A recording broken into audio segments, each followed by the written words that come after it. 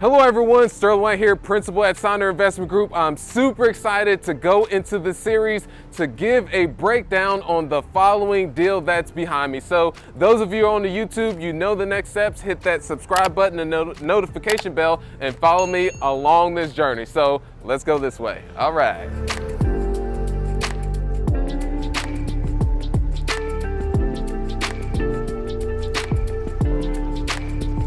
All right, let's go ahead and jump into finding the deal, which is by far one of my favorite things and is what is under my role, among many other things. And what I want to allude to through this entire series, when I say there is a team involved, is just not myself. So persistency, consistency, and the follow-up. The follow-up is the absolute game changer, because a lot of times many people aren't able to get that first deal because they give up before they're actually able to break through. So that's one thing I really want to mention, is it's about the follow-up.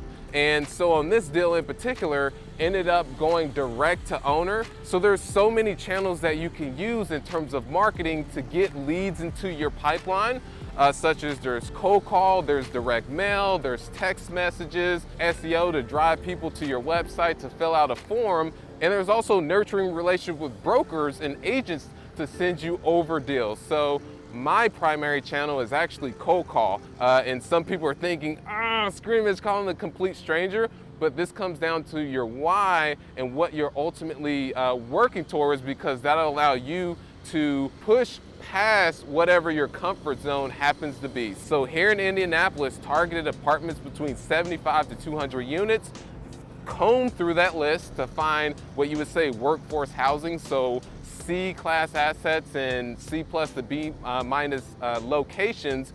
And then from there is skip tracing and finding out who the owner is of the LLC. So this is some detective mode is what I want to go into. And if I was not a full-time real estate investor, I would probably be an FBI agent. So with this is, when skip tracing the LLC, you have to find out who the owner is, and then once you get that first and last name, then you can find their contact information. There's so many databases out there that allow you to be able to do that.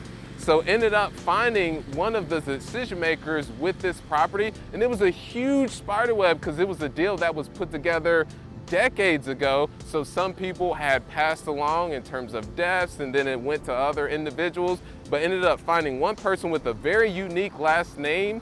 And as mentioned, this was a year and a half ago when I initially reached out to him, didn't have much success, and then found an individual that was out in Florida that had that unique last name, called them, and turns out they were one of the decision makers and owners of the property.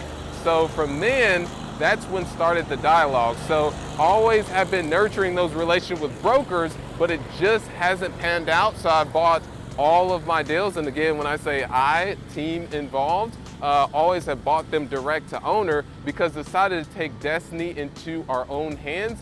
And the thing is, when you hit a wall in terms of having difficulty with getting in touch with the owner, I feel that other people hit that wall too. So that's the perfect time to go the extra mile. So next, we will go ahead and go into the underwriting on the deal, but I really just want to convey the importance of really consistency, persistence, and the follow-up, because the follow-up will separate the newbies from the novice from the amateurs, and the amateurs from the pros, you guys. So there we go. All right.